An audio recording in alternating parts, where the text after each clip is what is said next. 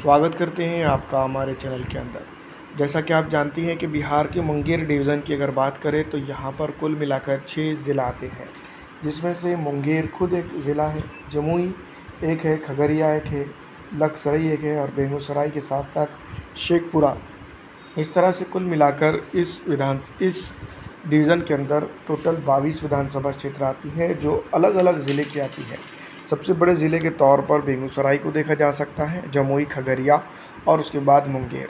ऐसे कई चीज़ें जिसके अंदर जो तो डिस्कशन करेंगे। उसमें सबसे पहले बात करेंगे तारापुर विधानसभा क्षेत्र के बारे में, जहां पर 2021 के अंदर बाई इलेक्शन होता है और यहां पर राजवीर कुमार सिंह जनता दल यूनाइटेड के प्रत्याशी के तौर पर चुनाव जीत कर आते हैं। 79,090 वोट हासिल करते हैं। और वहीं अगर हम बात करेंगे अरुण कुमार सिहती की, जो आरजेडी के प्रत्याशी के तौर पर चुनावी मैदान में रहते हैं, जो 75,238 वोट हासिल करके कामयाब ना होते हुए सेकंड नंबर पर रहते हैं। वहीं ये अटकलें भी लगाई जा रही थी कि अगर इस विधानसभा क्षेत्र के ऊपर थोड़ा सा आरजेडी पिछले दिनों डेवलपमेंट कर जाती या कुछ मेहनत कर जाती तो यहाँ पर काफ़ी कुछ चीज़ें या काफ़ी कुछ बदलाव हो सकता था। तो मुंगेर के इस विधानसभा क्षेत्र के ऊपर अगर हम बात करें तो खुसूसी तौर पर हम ये बात ज़रूर कह सकते हैं कि यहाँ पर आरजेडी और कांग्रेस की अलग अलग चुनाव लड़ने की रणनीति के चलते यहाँ पर उनको हार का सामना करना पड़ा है। इसी ज़िमन में एक विधानसभा आती है खुद मुंगेर ज़िले की खुद मुंगेर विधानसभा क्षेत्र के बारे में अगर बात करें, प्रणव कुमार यादव पिछली दफ़ा विधानसभा के अंदर जीत दर्ज करने में कामयाब हुए थे, बीजेपी के प्रत्याशी के तौर पर चुनाव लड़ा था और आरजेडी के अविनाश कुमार विद्यार्थी जो है तो काफ़ी नज़दीकी मार्जिन के चलते उनको हार का सामना यहाँ पर करना पड़ा था। अगर तकरीबन बात करें तो 0.75% का जो है तो फ़र्क रहा था और बीजेपी जो है तो ये सीट को आरजेडी से हासिल करने में कामयाब हुई थी। ये सिटी की सीट है और इसको जो है तो 5 साल अगर कभी मुंगेर में काम कर लिया जाता तो मुंगेर की ये सीट के ऊपर इतनी बुरी दुर्गति जो तो आरजेडी की नहीं हो सकती थी। आरजेडी ने वैसे तो यहाँ पर काफ़ी टक्कर का मुकाबला दिया, लेकिन जिस तरह के हालात यहाँ रूनुमा हुए हैं उन तमाम तरह के हालात को देखते हुए यही लगता है कि मुंगेर के अंदर अभी और इनको इंतज़ार करना पड़ेगा। इसी ज़िमन में एक आती है सीट जमालपुर विधानसभा क्षेत्र। जमालपुर विधानसभा क्षेत्र की अगर हम बात करें तो अजय कुमार सिंह यहाँ पर भारतीय राष्ट्रीय कांग्रेस पार्टी के प्रत्याशी के तौर पर जो तो चुनावी मैदान में थे, जिन्होंने ये सीट को जनता दल यूनाइटेड यानी कि नीतीश कुमार की पार्टी के प्रत्याशी के हाथ से छीना था। पिछली विधानसभा चुनाव और अब की विधानसभा चुनाव के अंदर अगर देखा जाए तो जनता दल यूनाइटेड का जो है तो यहाँ पर तख्ता पलट हो सकता है, लेकिन मुस्लिम पिछड़ा दलित आरक्षित समाज का वोट हासिल करके कांग्रेस ने जिस तरह से काम करना चाहिए था इस विधानसभा क्षेत्र के ऊपर उस तरह का काम नहीं किया है, जिसके चलते जनता काफ़ी नाराज़ नज़र आ रही है। ये नाराज़गी अगर पोलिंग बूथ तक चली जाती है तो कहीं ना कहीं ये बात हम ज़रूर कह सकते हैं कि कांग्रेस को नुकसान हो सकता है। इसी ज़िमन में एक सीट आती है जो सिकंदरा सीट आती है। सिकंदरा विधानसभा क्षेत्र के ऊपर अगर बात करें तो प्रफुल्ल कुमार सिंह जो तो हिंदुस्तानी अवामी मोर्चा के 47,661 वोट हासिल करके जीत दर्ज करते हैं। वहीं सुधीर कुमार की अगर हम बात करें तो 41,556 वोट हासिल करते हैं, जिसको हम यूँ भी कह सकते हैं कि काफ़ी नज़दीकी मामला था, जिसके चलते सुधीर कुमार इस विधानसभा क्षेत्र के ऊपर जो है तो हार का उनको सामना करना पड़ा था। तकरीबन 3% के करीब जो है तो यहाँ पर उनको वोट कम मिलता है, जिसके चलते यहाँ पर जो है तो सुधीर कुमार को नुकसान होता है। कहीं ना कहीं ये बात हम ज़रूर कह सकते हैं कि इस बार विधानसभा चुनाव के मद्देनज़र कई चीज़ें होते हुए नज़र आ रही है, जिसके चलते जो है तो आने वाले दिनों के अंदर बड़े उलटफेर हो सकते हैं। जिस तरह से हम और आप जानते हैं कि जनता दल यूनाइटेड के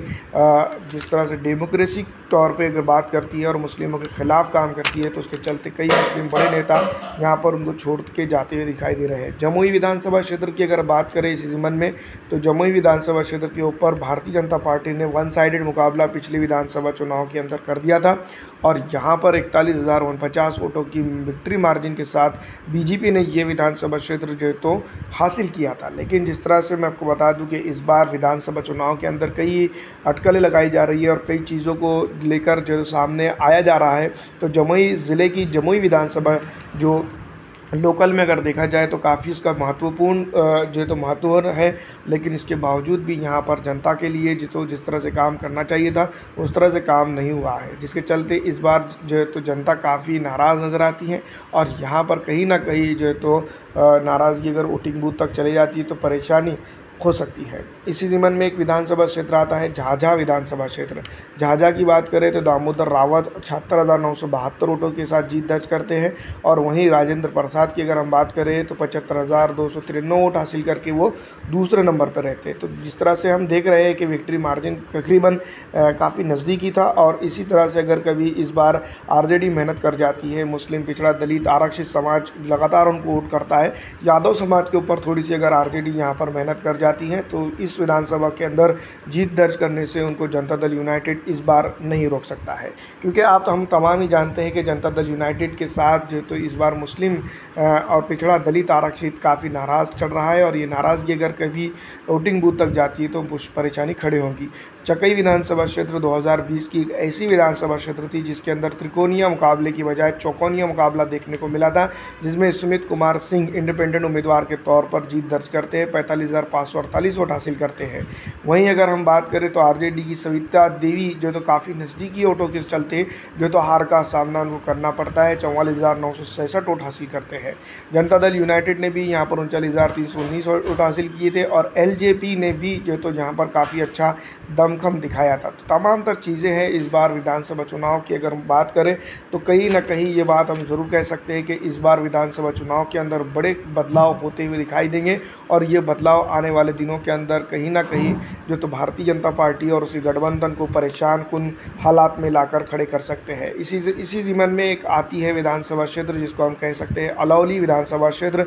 यहाँ पर आरजेडी ने जीत दर्ज की थी, जो 47,183 वोट उन्होंने हासिल किए थे। और विक्ट्री मार्जिन की अगर हम बात करें तो साधना देवी 44,410 वोट हासिल किए थे, जो सेकंड नंबर पर रहे थे।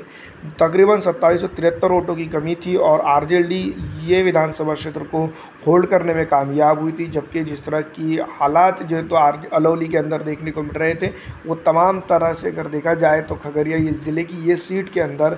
सीधा सीधा नुकसान आरजेडी को हो सकता था, लेकिन मेहनत आखिरी में रंग लाई, और जिस तरह के हालात बने और चकमक होते हुए ये जो सीट आरजेडी के पास चली गई। दूसरी तरफ अगर हम बात करेंगे छत्रपति यादव खगड़िया ज़िले की खगड़िया विधानसभा क्षेत्र के ऊपर चुनाव लड़ते हैं, और 43,980 वोट जो है तो जनता दल यूनाइटेड के प्रत्याशी हासिल करते हैं और दूसरे नंबर पर ही रह जाते हैं। और ये सीट कांग्रेस जो है तो हासिल कर लेती है 46,980 वोटों के बदौलत। जिस तरह से हम और आप जानती हैं कि कांग्रेस का फ़िलहाल जो तो काफ़ी दबदबा कम होता हुआ दिखाई दे रहा है, और 3,000 वोटों की जो मार्जिन थी वो जेडीयू कम कर सकती थी। लेकिन जिस तरह के हालात जेडीयू ने स्टेट के अंदर पैदा किए हैं, और जिस तरह की जो तो कंडीशन दिखाई दे रही है, उसके चलते यही लग रहा है कि मुस्लिम पिछड़ा दलित आरक्षित समाज अगर जनता दल यूनाइटेड को छोड़ देता है तो यहाँ पर इस बार जो तो बड़े बदलाव के साथ जो है तो आरजेडी को और उसी गठबंधन को फ़ायदा हो सकता है। जिस तरह के हालात है, जिस तरह की कंडीशन है, उसके मुताबिक अगर हम बात करें तो काफ़ी कुछ चीज़ों का बदलाव यहाँ पर होता हुआ दिखाई दे रहा है। बेलदौर विधानसभा क्षेत्र की अगर बात करें तो यहाँ पर भी कांग्रेस के प्रत्याशी 5108 वोटों की बदौलत जो तो हार का सामना उनको करना पड़ा था, और जनता दल यूनाइटेड बेलदौर को होल्ड करने में कामयाब हुई थी। वैसे मैं आपको बता दूँ कि पिछली विधानसभा चुनाव के दौरान कांग्रेस ने भी काफ़ी अच्छा जो है तो उलटफेर किया था पूरे बिहार के अंदर, लेकिन जिस तरह से सीटें लड़ी थी उसके हिसाब से अगर देखा जाए तो ये सीटों के ऊपर उस तरह का कार्यक्रम या उस तरह की चीज़ें वो बनाने में नाकाम रही, जिसके चलते भारतीय जनता पार्टी और उस जनता दल यूनाइटेड को फ़ायदा हुआ, और सेकंड लार्जेस्ट पार्टी जो है तो आरजेडी बनकर उभरी। वहीं भारतीय जनता पार्टी ने जो तो वन साइडेड मुकाबला करने की कोशिश की, लेकिन जनता दल यूनाइटेड और दिगर लोगों के साथ जो तो सत्ता पे काबिज रही है। पिछड़ा दलित आरक्षित समाज की जो है तो आस पर खास उगता हुआ दिखाई गया। परबत्ता विधानसभा क्षेत्र की अगर हम बात करें तो परबत्ता के ऊपर जिस तरह से हम बात करेंगे तो जनता दल यूनाइटेड काफ़ी नज़दीकी मार्जिन के चलते जीत दर्ज करती है, और आरजेडी दूसरे नंबर पर पहुंच जाती है। 951 वोटों का मात्र डिफरेंस रहता है। अगर इसी तरह से ये मेहनत करते हैं और काफ़ी कुछ चीज़ें हो सकती थी इस बार विधानसभा चुनाव के अंदर 3 लाख से ज़ायद वोट रहेंगे परबत्ता के अंदर, लेकिन देखना ये होगा कि इस बार कौन जीत दर्ज करता है। पिछड़ा हो, दलित हो, आरक्षित समाज हो, ये तमाम तरह के तबकात की अगर हम बात करें तो परभत्ता के अंदर जिस तरह से जनता दल यूनाइटेड का तिरस्कार होता हुआ दिखाई दे रहा है, अगर ये आगे चलकर वोटिंग बूथ में कन्वर्ट हो जाता है तो कहीं ना कहीं यहाँ पर नुकसान हो सकता है। तो दोस्तों ये थी मुंगेर डिवीज़न की एक पार्ट 1 वाली वीडियो, जिसके अंदर जो है तो हमने चंद विधानसभाओं को देखा है। अगले वीडियो के अंदर हम जो है तो अगले विधानसभाओं के बारे में बात करेंगे जो काफ़ी ज़रूरी है इस विधानसभा क्षेत्र के ऊपर चुनाव के अंदर अगर बात करें तो।